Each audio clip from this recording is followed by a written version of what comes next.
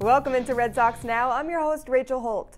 The Sox have won 97 games for the 7th time in franchise history. They last did so in 2013 and before that, 2004. Oh, and by the way, there are still 21 games left in the season. We don't want to jinx anything, but there was one big thing those seasons had in common. With this team, you get the sense that anything is possible. Take, for instance, Wednesday's game. The team was down 7-1 in the 8th inning, during which time you may have turned off your TVs and wrote them off. We almost wouldn't blame you. Up until that point, teams were 0-487 when down by 6 or more runs entering the 8th inning. But if you did in fact turn off the TV, you made a huge mistake. The team scored 6 runs in the inning to tie things up. Heading into the 9th, now down 1, new Red Sox player Brandon Phillips, playing in his first game in the majors this season, hit a 2-out, 2-run homer to help the team to a 9-8 comeback win. The 37-year-old talked about how it felt after the game. Yeah, them boys crazy. I love it a lot, man. Them guys are like, welcome back to the league. They were just saying all kinds of stuff like that. It was funny, man. They really made me smile, and it made me feel like I've been here. I really think those guys are fun. Phillips, the first out of 1,795 who have suited up in a Red Sox uniform to sport the number 0. Talk about going from 0 to hero real quick. Speaking of numbers, the Sox have been magic all year long, so let's take a look at some magic numbers. The Sox need 4 wins to clinch a postseason berth. They need 13 wins to win the AL East. They need 9 wins to break their franchise record of 105 wins that was set in 1912. They need to go 9-12 or better the rest of the season to make it happen. One of the guys helping them in their quest for history, JD Martinez. The slugger is your AL Player of the Month with a .373 batting average, 7 home runs, and 25 RBI in August. He's so good, even opposing team mascots want a piece of him. The Braves mascot blooper helping to stretch him out during their 3-game series in Atlanta. Personally, we would be very creeped out, but JD appears to be going with the flow. Meanwhile, Brock Holt is the team's Roberto Clemente Award nominee. The award recognizes a player who best represents baseball through extraordinary character, community involvement, philanthropy, and positive contributions both on and off the field. Each team nominates someone, and we couldn't think of a more perfect pick. For him to be that type of person, I'm very proud of him. He brings joy here too. He's sarcastic, and he's a good teammate, and he cares about the Red Sox. I'm glad that he's the nominee. There's other guys here that deserve it too. For me, the organization should win it.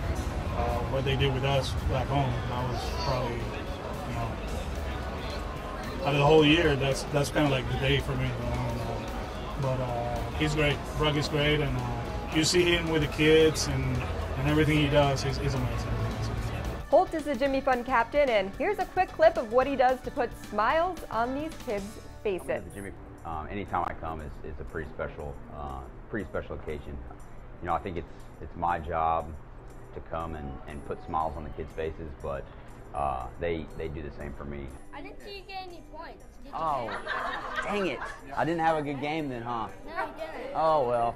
It was cool to see them have such a good time creating a cleat for me that I'm going to be able to wear on the field. As if him being good at baseball or being a good person or having a great last name wasn't enough, he also has some pretty good pipes.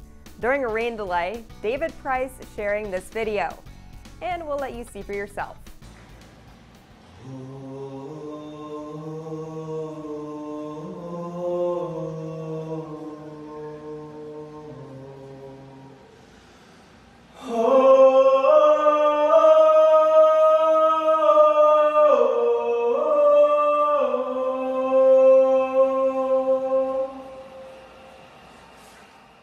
Brock Holt isn't the only do-gooder on the team. In the Sox 6-1 win over the White Sox on Saturday, Mookie Betts hit a foul ball that struck a woman in the face.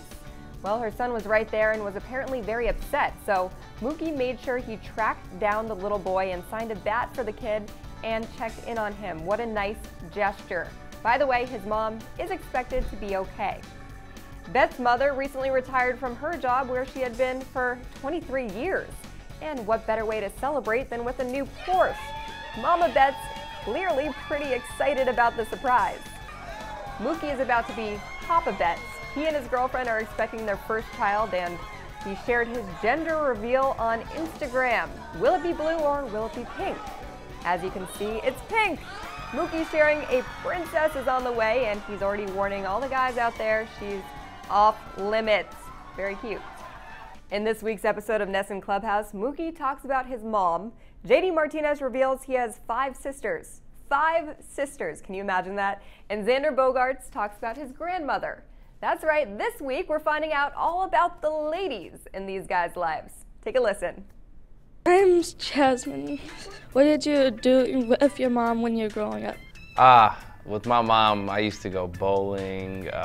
We used to race all the time. Basketball, pretty much anything we could do, play tennis, anything that a mother and son could do, we pretty much did, and I thoroughly enjoyed it. Hello, my name is Oscar. I have 1 sister. Do you have any siblings? Yes, Oscar, I do. I have 5 sisters, and I'm the baby boy. So it was a girl-filled household. My name is William. My mommy and dad got me this sweater at a school store. Do you have any sweaters from your mom and dad? Yeah, my mom. Actually, I like your tie. That thing's sweet. Yeah, my mom and dad, I'm sure they've gotten me a lot of sweaters. I probably still have them. I don't change sizes that much, so I probably still have them in my closet. I love my grandmother very much. She adopted me, so now she's my mother and grandmother. Do you love your grandmother? Well, I definitely love my grandmother. She's back in the room at home, so I don't see her that often as you do, but every time I'm back there, I really spend a lot of time with her. Hi, my name is Elizabeth. I go to the front door and I say, knock, knock, and my grandma opens the door and says, hello, come on in. What do you do when you go to your grandma's house? So when I go over at my grandma, Elizabeth, I go knock, knock also, and they open the door. Normally on Sundays, we go over there, all the family, and have like a little lunch there. That's what we do. This is a very traditional something in our family. Good stuff. And for some more good stuff, Casey McDonald has this week's Social Drive presented by Ram. And one of these stories is just plain weird. I have not been able to stop thinking about it. See for yourself. It's time for your Social Drive. It's brought to you by Ram Trucks. Last week, Mariners manager Scott Servais, he made good on a bet with his closer Edwin Diaz. Diaz reached 50 saves, so the skipper had to get the same haircut as Diaz. So now that the team is back in Seattle, the Mariners organization celebrating Edwin's 50th save by offering fans Diaz-style haircuts. I'm into that. I don't want one, though. A diehard Colorado Rockies fan, he wanted one of his engagement shoot looks to incorporate Rockies gear. So his fiance, she was not into it, but she agreed if her husband got 2,000 retweets. Should have upped that number with the help of the team's Twitter account. He got almost double the amount of retweets necessary. And well, there you have it. It's not so bad.